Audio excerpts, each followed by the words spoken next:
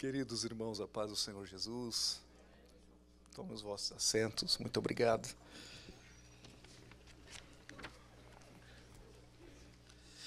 Queridos, nós estamos mais uma vez dando sequência à série de estudos, o livro de Zacarias 4, e o tema de hoje continua sendo o futuro glorioso de Israel 2. Nós falamos na última reunião de ensino de Tutano que nós tivemos aqui, e foi falado sobre o futuro glorioso de Israel 1, e agora nós vamos dar sequência a esse assunto, o futuro glorioso de Israel 2. A base bíblica está no livro de Zacarias, capítulo 14, versículo 3 e versículo 4, enquanto você aí acha. Apesar que todos têm um boletim, né? Eu quero aqui agradecer ao pastor Joel pela confiança de permitir que aqui nós viéssemos estar ministrando ao coração dos irmãos. Eu tenho a consciência de que existe em nosso meio pessoas muito bem preparadas para tratar o assunto da escatologia, mas sinto-me honrado em estar aqui. Deus abençoe a vida do nosso pastor, na pessoa aqui do pastor Ismael Aguiar, bem como toda a nossa diretoria aqui representada. Glória a Jesus. Zacarias capítulo 14, versículo 3 e 4 diz: E o Senhor sairá e pelejará contra estas nações, como pelejou no dia da batalha.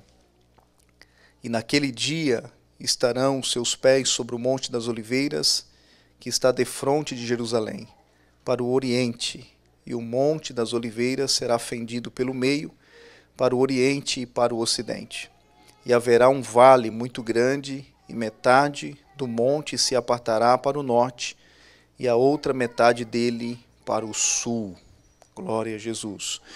O estudo de hoje é o 664, o boletim 524, e o escritor desse material é o pastor John Leno, de Portugal. Quero louvar a Deus pela vida do pastor John Leno, que escreveu um material muito sólido, repito, como disse aqui no último dia que ministramos, material que eu até comentava ali com o pastor Alcir hoje, que se nós apenas lermos isso aqui, o material já é o suficiente, a gente não precisa acrescentar mais nada. Eu digo isso sem nenhuma demagogia, irmãos.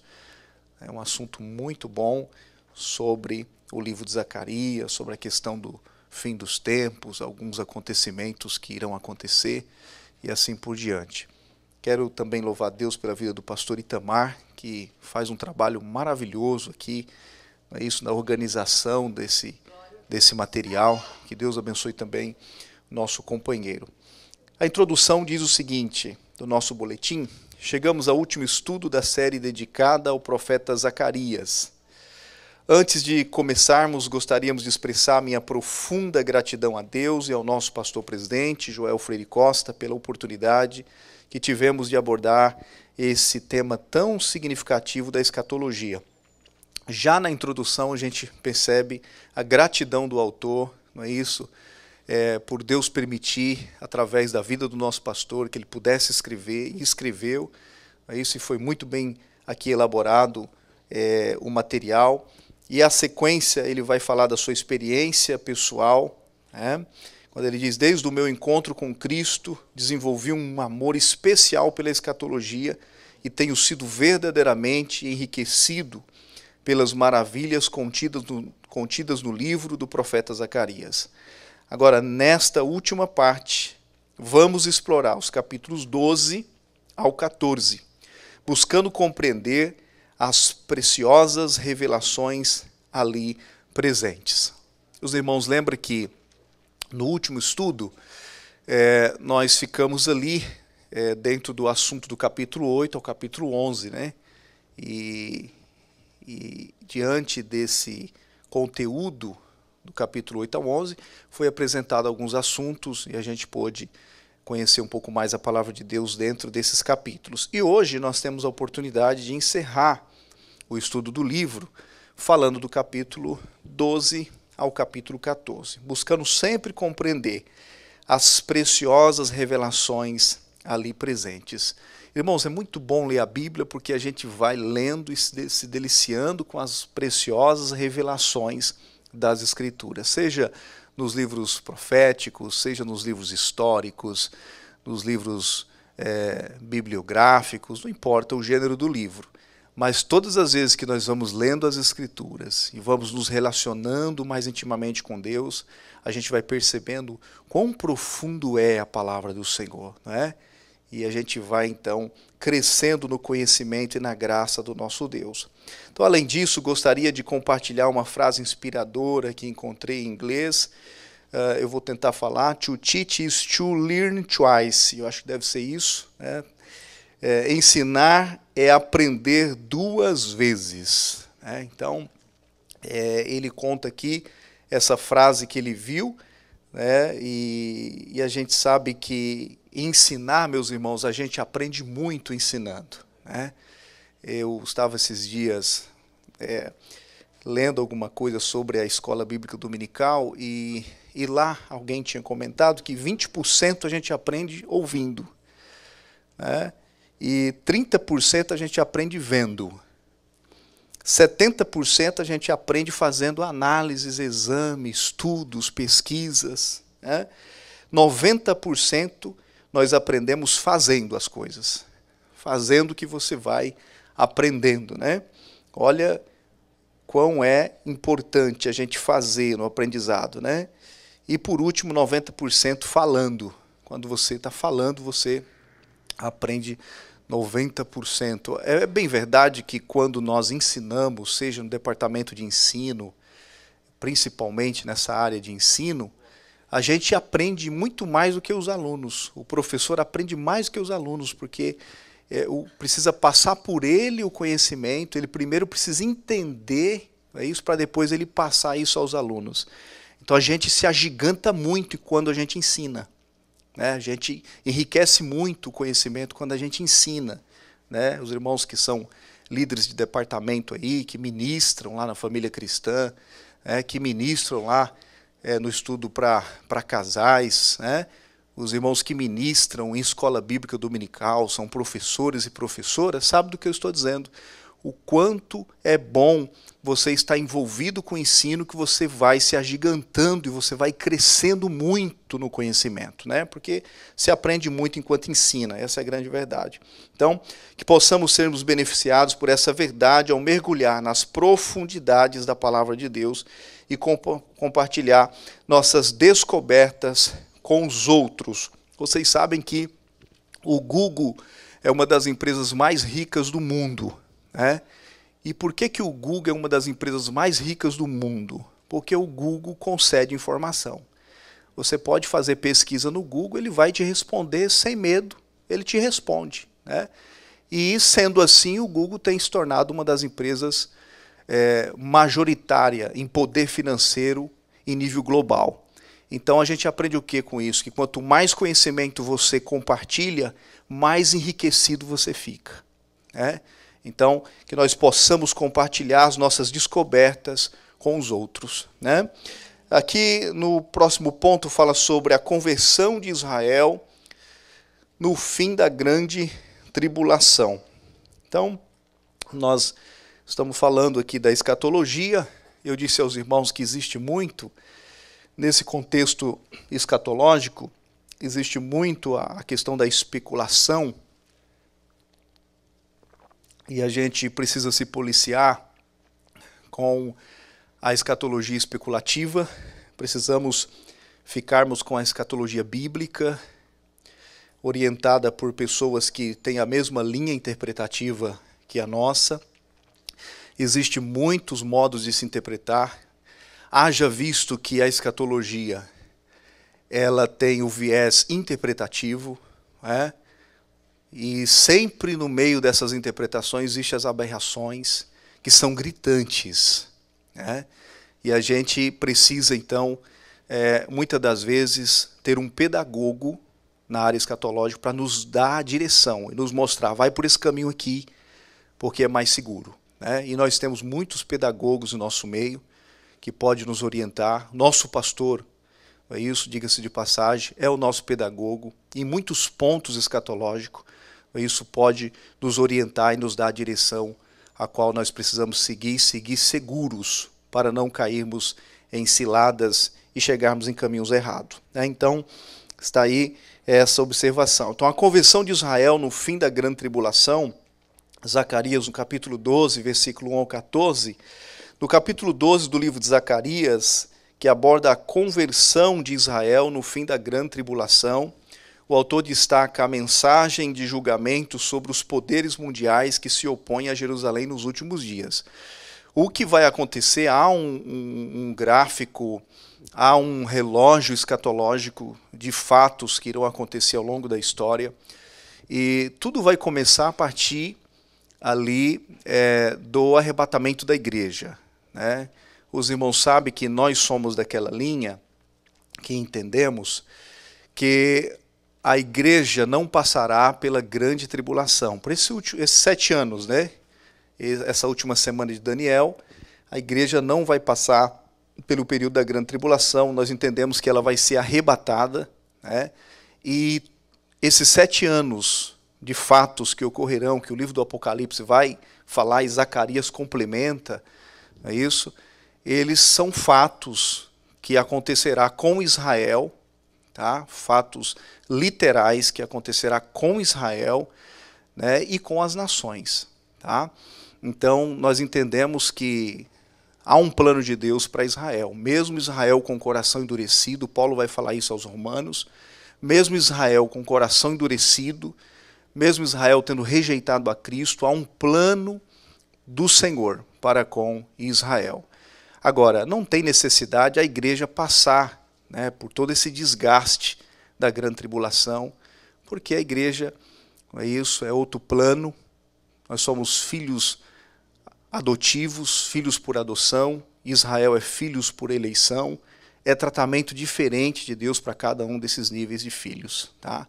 Então nós entendemos que a igreja estará numa esfera diferente, que é um outro assunto, é um outro estudo, onde estará a igreja no período que ela for arrebatada, né? O que acontecerá com a igreja nesse período? É um outro estudo que vai tratar com as coisas de cima, porque enquanto os 7 anos são fatos literais acontecendo aqui na terra, com Israel e as nações, principalmente com Israel, há alguns fatos que acontecerão lá na parte de cima, quando se coloca num gráfico isso, né? A igreja tem um tribunal de Cristo, tem as bodas do Cordeiro, depois ela desce ali junto com o Senhor, quando todo olho o verá. Então o assunto diz, o autor destaca a mensagem de julgamento sobre os poderes mundiais que se opõem a Jerusalém nos últimos dias. Então no versículo 1 é mencionado que Deus reafirma sua soberania sobre o mundo e deixa claro que é Ele quem está falando. No versículo 2, Jerusalém é descrita como um cálice de tontear para as nações inimigas, simbolizando a ira de Deus. No versículo 3, Jerusalém não só será como um cálice com bebida forte que atordoa, mas será como uma pedra pesada. E quem tentar erguê-la vai se ferir. Ou seja, o povo de Jerusalém cairá sobre os que tentaram oprimi-los, com seu domínio. Será um resultado inesperado na guerra. Aqui, nesse ponto do parágrafo, nós percebemos que faz uma análise expositiva do versículo 1, do versículo 2, do versículo 3. Por isso que eu falei que o estudo é muito sólido, porque o estudo é expositivo, tá? O estudo tem caráter expositivo, ele vai verso a verso, ponto a ponto, e vai trazendo a sua real interpretação. Então isso aqui é um material, irmãos, de vocês, depois, né, aqueles que querem conhecer realmente a escatologia, fazer um estudo, né, depois do culto, uma análise lá, né, uma pesquisa, e seguir essas orientações aqui, porque elas são de muita importância com relação ao entendimento do capítulo 12, capítulo 13, capítulo 14 de Zacarias, porque isso faz uma ponte com o capítulo 16 de Apocalipse, uma ponte com o capítulo 19 de Apocalipse, né? E ali você vai, então, entendendo porque uma coisa vai levando a outra. Tá? Não dá para ler um livro, principalmente aqui o livro de Zacarias, isoladamente, sem usar, né, a escatologia também do Novo Testamento, porque aqui no livro de Zacarias é uma escatologia do Antigo Testamento, mas ela liga, ela faz ponte à escatologia do Novo Testamento, principalmente o livro de Apocalipse. Né? O versículo 4 e 5 é descrito o caos e o pânico que tomarão conta dos exércitos inimigos durante o ataque. Enquanto isso, Deus abre os olhos do seu povo e lhes dá entendimento espiritual. É o que Israel vai receber. Israel, em 1948, eles tiveram uma restauração nacional. Né? Eles tiveram a restauração nacional, que era uma profecia de Isaías 66, que se cumpriu ali. Oswaldo Aranha deu o voto Minerva e permitiu, né, abençoando a nação de Israel, que eles fossem uma nação de fato reconhecida pela ONU. Tá? Então ali foi uma restauração nacional. Mas Israel precisa passar pela restauração espiritual. Tá? Essa é a pendência atual de Israel. Então eles vão passar por essa restauração espiritual, eles vão receber entendimento espiritual. E no versículo 6, aqui do capítulo 12 de Zacarias, né, é mencionado que o governo político de Israel voltará a ser em Jerusalém, assim como prometido por Deus. Então tem muitos fatos futuros que acontecerão no passado, que acontecem no presente e vai acontecer no futuro em Jerusalém. Por isso que aquela terra, irmãos, às vezes olhando e comparando com outros países, né, uma terra seca, né, mas é uma terra que tem ali uma produção de agricultura a dar inveja no mundo. Tá? Eles têm um preparo militar de dar inveja em muitos países poderosos. Tá? Tem algumas coisas peculiares com Israel, que é um país do tamanho do Sergipe, pequeno, mas que causa medo nas nações. Tá? Por quê? Porque Deus tem com Israel um negócio diferente, com Jerusalém. Tá? Glória a Deus por isso. Então, nós estudando a escatologia, nós vamos observando. Né? Eu me lembro que uma certa vez um professor disse aos alunos, ele disse o seguinte: fique de olho nos acontecimentos em Israel, porque Israel é o relógio. Israel, Jerusalém é o relógio, né, da escatologia. Então, observe o que acontece em Jerusalém e Israel, e a partir dessas observações, esses fatos, pode apontar a vinda do Messias, né, pode apontar a vinda do Senhor Jesus Cristo. Maranata, meus irmãos. Ora vem, Senhor Jesus. Quantos estão esperando a vinda de Jesus? Aleluias. Ele vai vir, glória a Deus. Então, no versículo 7 é dito que Deus dará vitória mesmo nas áreas mais afastadas e com menos defesas, para que todos reconheçam que o livramento veio de Deus e não da força humana, porque uns confiam em carros, outros em cavalos, mas nós faremos menção do nome do nosso Senhor e Salvador Jesus Cristo. Glória a Deus, meus irmãos, porque não é na força do braço, porque se fosse um país pequeno, uma nação tão pequena, às vezes tida como insignificativa, falando de números, comparando com o mundo e com as nações, mas Deus fará grandes coisas, o nosso Senhor Jesus Cristo fará grandes coisas com Israel, que deixará o mundo boquiaberto. Né? Muito bem. Então de Jerusalém Jerusalém vai se sentir forte e confiante para lutar, pois o Senhor será a sua força. A casa de Davi será como Deus, liderando o povo com segurança. O versículo 10 e 11 é mencionado o derramamento do Espírito de graça e de súplica sobre a casa de Davi e sobre os habitantes de Jerusalém. Né? Uma vez alguém perguntou, mas como será a atuação? O Espírito vai deixar de atuar no período aí da tribulação, ora, irmãos, nós estudamos os estudos bíblicos sobre o Pai, o Filho e o Espírito Santo, é a Trindade. E nós estamos muito seguros de que o Espírito Santo ele é Deus, né? O Espírito Santo é Deus. E se o Espírito Santo é Deus, o Espírito Santo não pode desaparecer, ele é Deus. Ele está no passado, no presente e no futuro ao mesmo tempo. Ele tem os mesmos atributos do Pai, do Filho, ele é o Espírito Santo. Então eu não posso entrar por esse caminho e dizer que o Espírito Santo não vai existir em uma fase da história. Como é que eu vou dizer que Deus vai deixar de existir numa fase da história? No período tribulacional. E aqui a gente vê Israel recebendo o Espírito de graça e de súplica que virá sobre a casa de Davi, logo no período dispensacional ali, no período tribulacional. Tá? Então, eles olharão para aquele a quem transpassaram e se arrependerão amargamente.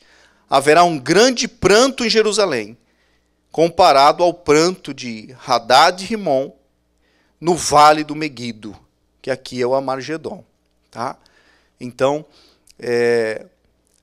Deus é bom, irmãos, porque mesmo Israel tendo rejeitado a ele, olha o tamanho do amor de Deus. Irmãos, Deus é amor. Né? Deus é amor. O amor de Deus, ele é tão grande, a Bíblia vai dizer que Deus amou o mundo de tal maneira. Não dá, os especialistas já foram pesquisar nas bibliotecas, nos dicionários, o que significaria esse tal da Bíblia? Não tem, é algo que não tem como medir, como calcular. O amor de Deus, ele é independentemente do seu amor. Ele te ama, você não o amando, ele te ama do mesmo jeito. O amor de Deus é incondicional, sabe? Não tem limites, sabe? O amor de Deus. Glória a Deus por isso, porque você imagina se Deus não tivesse nos amado, onde que nós estaríamos agora? Glória a Deus pelo amor de Deus. Ele nos ama. Aleluia. Ele nos ama, não é isso? E ele ama Israel. Tá? Então, haverá um pranto em Jerusalém, tá? E eles receberão, eles se arrependerão, haverá arrependimento para os judeus. Nos versículos 12 a 14 é descrito que o pranto nacional abrangerá todas as famílias e classes sociais, levando cada um a enfrentar sua tristeza individualmente. Toda a terra de Israel planteará, incluindo a família da casa de Natã, que são os profetas, os sacerdotes, né? O grupo dedicado ao serviço de Deus. Após o pranto e o perdão de Deus, Israel conhecerá a alegria da salvação. Então, primeiro, tem que se arrepender, receber o perdão de Deus, e eles então vão recebendo a alegria da salvação. O texto conclui enfatizando que a vinda triunfante do Senhor nas nuvens dos céus trará alegria e salvação para Israel no momento em que ele aparecer com poder e grande glória. Então, se espera a vinda de Jesus, né? Ali no Monte das Oliveiras, em Israel, atualmente, nós observando, fazendo aquelas análises com Israel, com Aline, né? Nós vemos muitos pontos sagrados em Jerusalém, mostrado ali, filmado, e a gente vê que há um cemitério no Monte das Oliveiras de mais de 3.000 anos, né? Um cemitério que tem ali 150.000 tumbas, né? Muita gente enterrada ali naquele cemitério mais antigo do mundo. E muitos judeus que morrem pedem para que o corpo seja enterrado ali, porque acredita que ali serão as primeiras pessoas que irão ressuscitar em Jerusalém. Então, tem essa crença, né, dos judeus, e ali, quando a pessoa vai visitar Jerusalém, vai visitar o Monte das Oliveiras, ela tem ciência de que ali surgirá uma grande batalha. Ali aquele monte vai se abrir, né? E ali vai haver um livramento de Deus para com Israel. Agora, deixa eu dizer algo aqui, que é importante a gente dizer, quando você estuda sobre o Armagedon, e sobre a questão do Monte das Oliveiras, tal, essa questão aqui do livro de Zacarias, muitos teólogos interpretam que essa batalha será espiritual. Então a gente precisa ter cuidado, porque nós cremos em uma batalha literal, né, de que haverá um livramento literal ali de Jesus para com ali os judeus. Então por isso que a gente tem que ter muito cuidado, irmãos, quando a gente busca a fonte dos estudos escatológicos, porque existe muitas interpretações que podem comprometer a essência do texto bíblico, né? Então, olhando aqui, a gente vê que Deus, através de Jesus, vai fazer uma grande obra ali no Monte das Oliveiras. A gente vai ver isso mais à frente, nesse pouco minuto que nos resta. Cristo, a fonte aberta de Zacarias, né? Aqui falando do capítulo 13, versículo 1 ao 9. Zacarias 13, 6 diz: e se alguém lhe disser, que feridas são essas nas suas mãos? Dirá ele, são feridas com que fui ferido na casa dos meus amigos.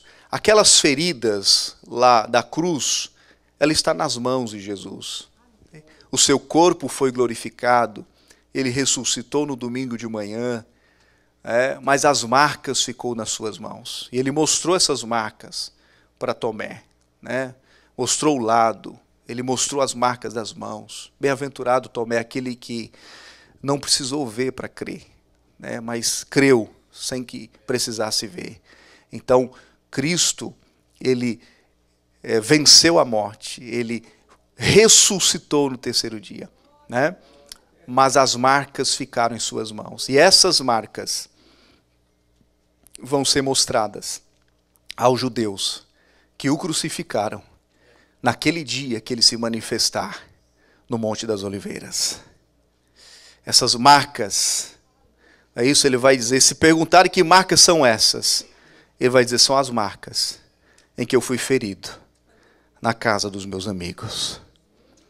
E aí, esse quebrantamento vai surgir no coração dos judeus, porque eles vão estar em grande aperto.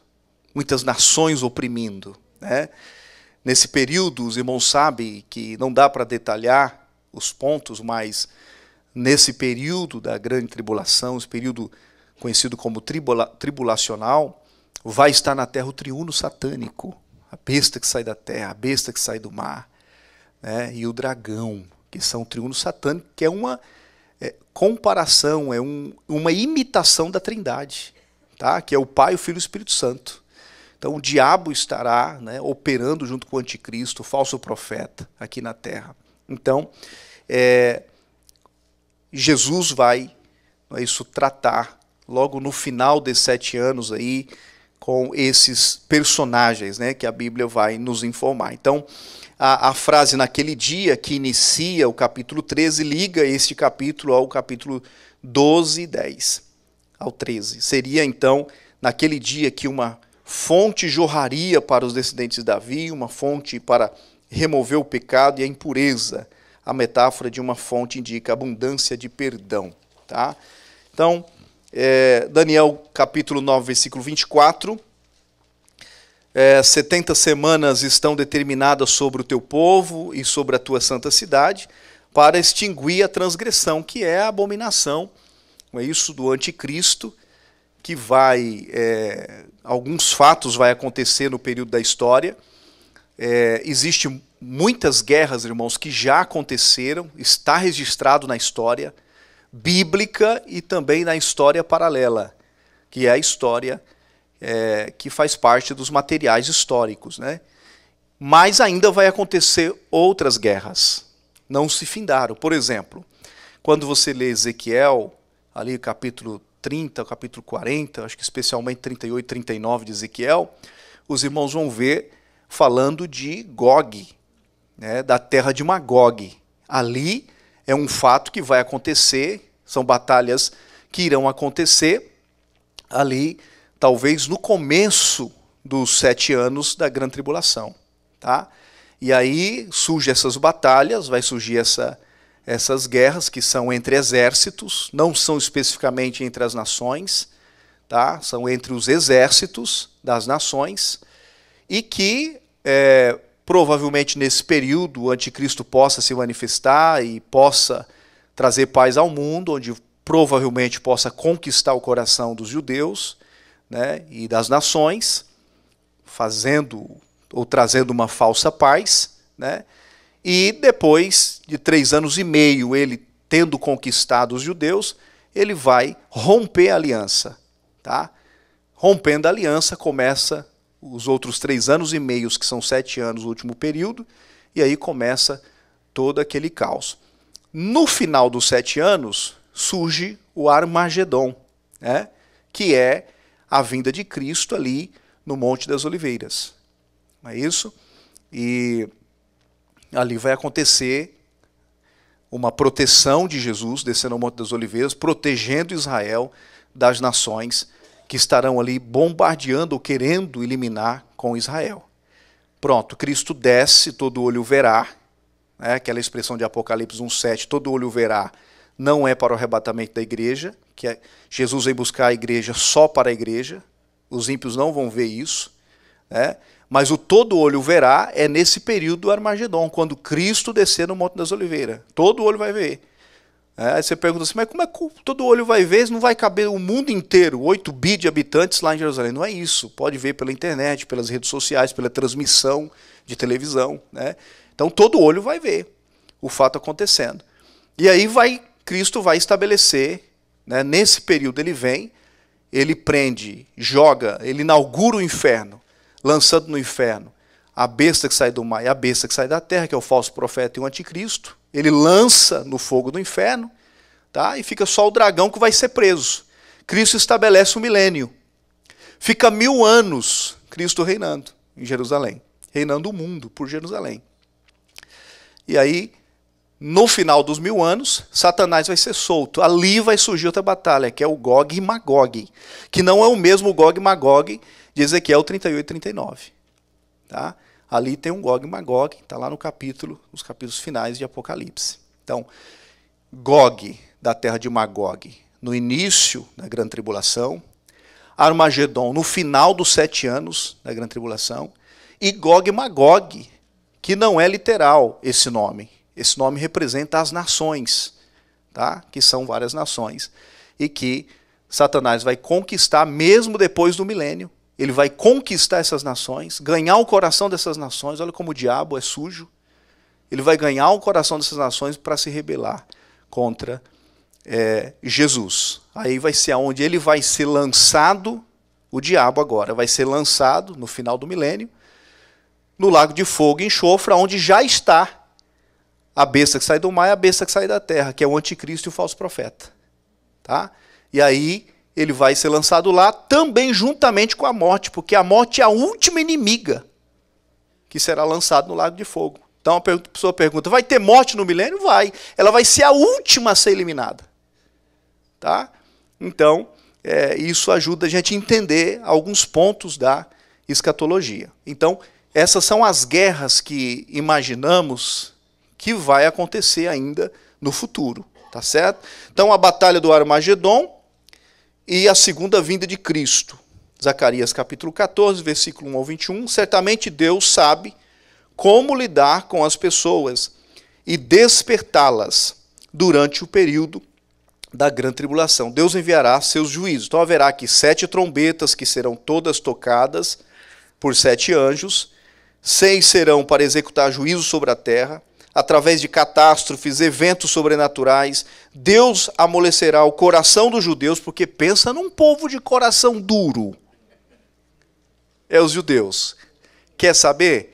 Quando nós vamos falar com o judeu, ele nem dá atenção para nós, nem na nossa mão quer pegar, porque judeu em si é orgulhoso. Né? Ele se sente no nível high. Né? Falando de religião, não é isso? Vocês sabem muito bem disso, não é segredo para ninguém.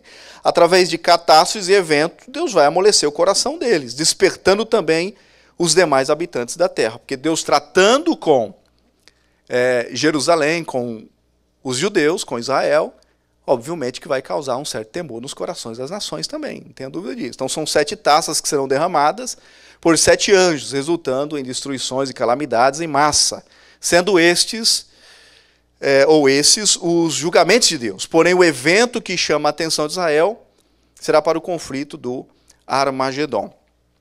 Quando o anjo derramar a sexta taça, Apocalipse 16, 12, sobre o rio Eufrates, esse secará, e 200 milhões de homens, é muita gente, não? Organizados pelos reis do Oriente, marcharão pelo leito seco do rio Eufrates. Aquele sonho que Daniel interpretou de Nabucodonosor, que é uma estátua grande, com a cabeça de ouro, os ombros, que envolvia os braços de prata, aqui a cintura de bronze, os pés ali de ferro, aliás, as pernas de ferro e os pés de ferro e de barro, e os pés têm 10 dedos, simboliza 10 reis que se unirá ao anticristo para poder eliminar com a nação de Israel. Porém, o mesmo texto de Daniel vai dizer que vem uma pedra sem mão. Uma pedra sem mão. Ela é lançada sobre os pés da estátua. Esmiuça a estátua, os pés da estátua é esmiuçado, e essa pedra vira uma montanha. E é uma pedra pesada. Quem que é a pedra, irmãos? Jesus é a pedra de esquina. Ele vai ser um peso para as nações. As nações reconhecerão quem é Jesus. Bem como, sobretudo, Israel reconhecerá o senhorio de Jesus. Olha, é interessante que quando nós lemos o Salmo 46, eu não sei se o Lucas pode colocar na tela, o Salmo 46, é um salmo bem conhecido de nós, para complementar o assunto. Salmo 46, os judeus, quando estiverem em apuro, porque as nações, junto com o anticristo vai ganhar os corações das nações, dos exércitos das nações que virão contra Israel, e eles ali se sentirão acuados pelo enfrentamento. A Bíblia vai dizer que no livro de Zacarias, a leitura que nós fizemos introdutória, que Jesus desce no Monte das Oliveiras, em um cavalo branco. Lá em Apocalipse 19 fala isso. Ele desce no Monte das Oliveiras, em um cavalo branco, na sua coxa direita escrito Rei dos Reis e Senhor dos Senhores. O Monte das Oliveiras vai abrir de um lado para o outro. Aleluias. E os judeus, vão olhar para Jesus e reconhecer aquele pela qual eles transpassaram, vão ver as marcas das suas mãos, vão se quebrantar. Quando o livramento de Jesus for manifestado, exatamente na hora que eles estão precisando, e diga-se de passagem, precisando muito de socorro. Porque o conflito vai ser real. E aí, olha o Salmo 46. Eles vão dizer, quando Jesus aparecer, abrir o Monte das Oliveiras, eles se refugiarem nessa abertura do Monte das Oliveiras, se esconderem lá, eles vão dizer, Deus é o nosso refúgio e fortaleza. Socorro bem presente na angústia. Pelo que não temeremos, ainda que a terra se mude, porque o monte vai se mexer todinha, a estrutura do monte. E ainda que os montes se transportem pelo meio dos mares. Dá para prosseguir o texto? Ainda que as águas rujam e se perturbem, ainda que os montes se abalem pela sua braveza. Os judeus falando isso.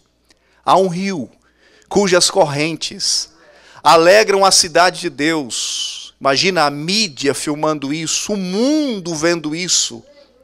O santuário das moradas do Altíssimo. Os judeus vão dizer, Deus está no meio dela. Não será abalada. Deus ajudará ao romper da manhã. As nações se embranqueceram, as nações estarão todas combatendo, querendo eliminar com Israel. Os reinos se moveram. Ele levantou a sua voz e a terra se derreteu. Eles vão dizer, o Senhor dos exércitos, porque a batalha vai ser com os exércitos, está conosco. O Deus de Jacó é o nosso refúgio. Eles vão dizer: vinde contemplai as obras do Senhor, que desolações tem feito na terra. Ele faz cessar as guerras até o fim da terra, quebra o arco, corta a lança, queima os carros no fogo, porque eles serão protegidos por Jesus naquele momento. Aquietai-vos. Quando o Senhor Deus escuta os judeus falando isso, o Senhor Jesus diz: aquietai-vos e sabei que eu sou Deus. Serei exaltado entre as nações, serei exaltado sobre a terra. E eles vão responder dizendo: o Senhor dos exércitos está conosco. O Deus de Jacó é o nosso refúgio. Aleluia. Você pode glorificar o nome de Jesus por isso? Porque há livramento de Deus para o seu povo. Israel receberá de Jesus e reconhecerá Jesus como o Senhor, como aquele que o livrou no dia da batalha. Aleluia. Glória a Jesus. É muito bom ler a palavra do Senhor. Glória a Jesus. O milênio literal, meu tempo já foi, mas só vou ler aqui os tópicos. O milênio literal, como as Escrituras ensinam, Zacarias 14, versículo 16 e 21. No entanto, o tempo da ilusão está se esgotando rapidamente, se realmente estamos nos últimos tempos. Bom, nós estamos nos últimos tempos, irmãos, e precisamos estarmos preparados, né? Então, algumas coisas vão acontecer no milênio que precisamos observar. Por exemplo, a paz abundante vai acontecer no milênio. Naquele dia, um só será o Senhor e um só será o seu nome. Cristo vai reinar a partir de Jerusalém, o mundo, e já passando esse período tribulacional, os irmãos sabem que a igreja será arrebatada. Paulo vai falar sobre isso, que os mortos em Cristo ressuscitarão primeiro, e nós que estamos vivos, Paulo acreditava que naquele tempo Cristo ia vir, que ele fala: nós que estamos vivos seremos arrebatados. Então vai acontecer uma transformação de corpo sobre aqueles que estão nos sepulcros, que irão ressuscitar, e aqueles que estão vivos terão um corpo transformado em um corpo incorruptível, e será tomado pelo fato do arrebatamento. Jesus buscará a sua igreja. Vai passar o período 7 anos, os fatos aqui acontecendo, triuno satânico na terra, vai acontecer o Armagedon, só que aí Cristo vem reinar. Enquanto isso, a igreja passou por cima, é isso, bodas do Cordeiro, aliás, tribunal de Cristo, bodas do Cordeiro, período de 7 anos. Depois, estes com corpos glorificados irão descer com Cristo, que é a igreja. Nós vamos descer com Cristo e vamos reinar com Cristo. Por isso que Apocalipse fala que pelo seu sangue ele nos fez reis e sacerdotes, que nós vamos reinar com Cristo no milênio. Você está preparado para reinar? Aleluia! Glória a Deus! Então veja que tem muitas coisas lindas do Senhor na escatologia para nós observarmos e entender que não é só aqui não, tem muita coisa que vai vir. Glória a Deus! E com o corpo glorificado, nós vamos estar reinando com Cristo. Aí você pergunta: mas como é que vai ficar isso? Nós com o corpo glorificado, aqueles que vieram da grande tribulação, entraram no milênio, pessoas comuns, pois é, vai ser um relacionamento que Deus nos revelará no futuro. Como será essa dinâmica? Mas que vai ser impressionante, vai, meus irmãos. Porque ter um corpo glorificado atravessa a parede. Não precisa abrir porta. Ter um corpo glorificado, a dimensão é outra. Não está na esfera do tempo e do espaço. É coisa divina, meus irmãos. Glória a Deus, é coisa magnífica, maravilhosa. Vale a pena ser fiel a Jesus e esperar Jesus até aquele dia. Então, nós temos aqui a justiça para todos, longevidade e saúde, a ausência do instinto de ferocidade entre os animais vão estar junto com as crianças. Os animais antes da queda, os irmãos sabem que eram herbívoros, comiam folhas, né? Depois da queda surgiu essa questão carnívora do animal querer, por exemplo, o leão, né, gostar de uma carninha fresca. Isso é um perigo, né, irmãos? A gente não gosta nadinha disso, né? Mas no milênio vai ser tirado, né, esse desejo do leão, por exemplo, comer carne. Ele vai comer folha e ele vai poder se relacionar. As crianças pequenas vai poder colocar a mão na toca da serpente, da víbora, e não vai ser ferida. Elas não vão ferir as crianças. Então, é um período muito, muito bom. Então, o item 6 vai falar sobre a prevalência do pecado entre os povos naturais, né? E a conclusão, eu vou ler aqui a última parte, diz assim, que possamos confiar no plano redentor de Deus, revelado no livro de Zacarias, e caminhar com fé, sabendo que somos parte de uma história maior que esta, que está sendo escrita pelo dedo de Deus. Deus abençoe os irmãos em Cristo Jesus. Thank you so much.